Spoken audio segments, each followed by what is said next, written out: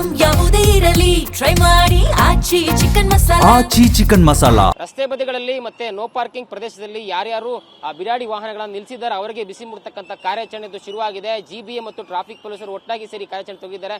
ಸಾಂಕೇತಿಕವಾಗಿ ಇವತ್ತು ಮಾನ್ಯ ಕೃಷ್ಣ ಬೈರೇಗೌಡರು ಈ ಒಂದು ಕಾರ್ಯಾಚರಣೆಗೆ ಚಾಲನೆ ಕೊಟ್ಟಿದ್ದಾರೆ. ನೋಡ್ತಾ ಇದ್ದಾರೆ, ಈ ವಾಹನಗಳಿಗೆ ಸಚಿವರೇ ಸ್ಟಿಕ್ಕರ್ ಅನ್ನು ಅಂಟಿಸಿ ಗಾಡಿಯನ್ನ ಲಾಕ್ ಮಾಡಿ ಹೋಗಿದ್ದಾರೆ.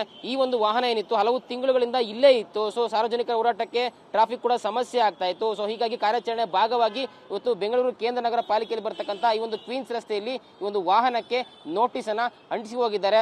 ದಿನಾಂಕವನ್ನು ಕೂಡ ಮೆನ್ಷನ್ ಮಾಡಿದ್ದಾರೆ, ಸ್ಥಳವನ್ನು ಕೂಡ ಮೆನ್ಷನ್ ಮಾಡಿದ್ದಾರೆ, ವಾಹನದ ಸಂಖ್ಯೆ ಮತ್ತೆ ನೋಟಿಸ್ ಅನ್ನ ಯಾರು ಕೊಟ್ಟರು ಸ್ಥಳೀಯ ಮಟ್ಟದ ಅಧಿಕಾರಿ ಅವರು, ಮತ್ತೆ ಅವರ ಹುದ್ದೆ ಏನು, ಮತ್ತೆ ಅವರ ಸೀಲ್ ಕೂಡ ಇಲ್ಲಿ ಹಾಕಿದ್ದಾರೆ. ಸೊ ನೋಟಿಸ್ ಅನ್ನ ಅಂಟಿಸಿದ್ದಾರೆ. ಯಾರು ಈ ವಾಹನದ ಮಾಲೀಕರಿದ್ದಾರೆ ಕೂಡಲೇ ಬಂದು ಈ ವಾಹನವನ್ನ ಎತ್ಕೊಂಡು ಹೋಗ್ಬೇಕು, ತೆರವು ಮಾಡಬೇಕು. 7 ದಿನದ ಒಳಗಾಗಿ ಈ ವಾಹನವನ್ನ ತೆರವು ಮಾಡಬೇಕು. ಪಕ್ಕದಲ್ಲೂ ಕೂಡ ಗಮನಿಸ್ತೀರಾ, ಆ ಒಂದು ವಾಹನ ಕೂಡ ಸ್ಟಿಕ್ಕರ್ ಅನ್ನ ಅಂಟಿಸಿದ್ದಾರೆ, ಅಂದ್ರೆ ನೋಟಿಸ್ ಅನ್ನ ಕೊಟ್ಟಿದ್ದಾರೆ.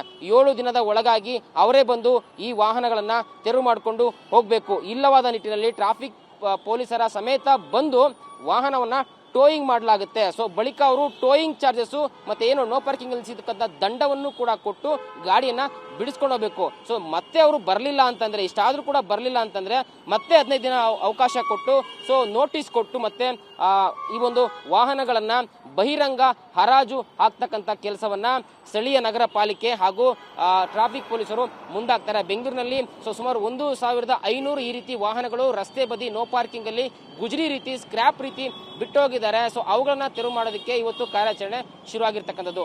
ಕ್ಯಾಮರಾ ಪರ್ಸನ್ ಜಗನ್ ಜೊತೆ ಲಕ್ಷ್ಮೀ ನರಸಿಂಹ, TV9 ಬೆಂಗಳೂರು. ರಸ್ತೆ ಬದಿಗಳಲ್ಲಿ ಮತ್ತೆ ನೋ ಪಾರ್ಕಿಂಗ್ ಪ್ರದೇಶದಲ್ಲಿ ಯಾರ್ಯಾರು ಬಿರಾಡಿ ವಾಹನಗಳನ್ನು ನಿಲ್ಲಿಸಿದ್ದಾರೆ ಅವರಿಗೆ ಬಿಸಿ ಮುಡ್ತಕ್ಕಂಥ ಕಾರ್ಯಾಚರಣೆ ಶುರುವಾಗಿದೆ. ಜಿಬಿಎ ಮತ್ತು ಟ್ರಾಫಿಕ್ ಪೊಲೀಸರು ಒಟ್ಟಾಗಿ ಸೇರಿ ಕಾರ್ಯಾಚರಣೆ ತೆಗೆದಿದ್ದಾರೆ.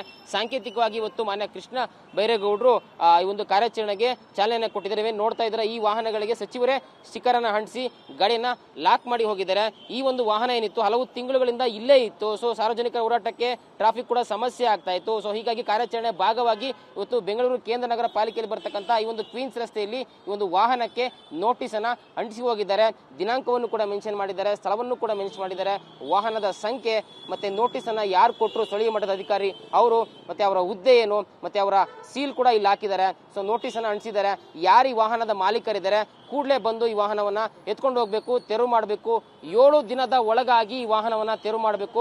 ಪಕ್ಕದಲ್ಲೂ ಕೂಡ ಗಮನಿಸ್ತೀರಾ, ಆ ಒಂದು ವಾಹನ ಕೂಡ ಸ್ಟಿಕ್ಕರ್ ಅನ್ನ ಅಂಟಿಸಿದ್ದಾರೆ, ಅಂದ್ರೆ ನೋಟಿಸ್ ಅನ್ನ ಕೊಟ್ಟಿದ್ದಾರೆ.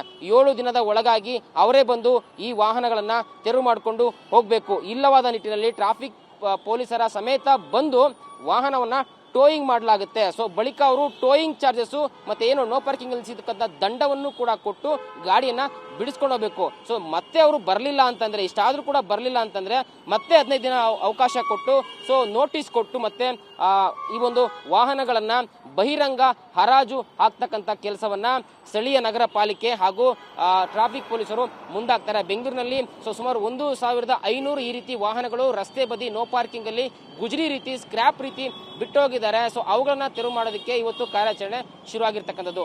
ಕ್ಯಾಮರಾ ಪರ್ಸನ್ ಜಗನ್ ಜೊತೆ ಲಕ್ಷ್ಮೀ ನರಸಿಂಹ, TV9 ಬೆಂಗಳೂರು.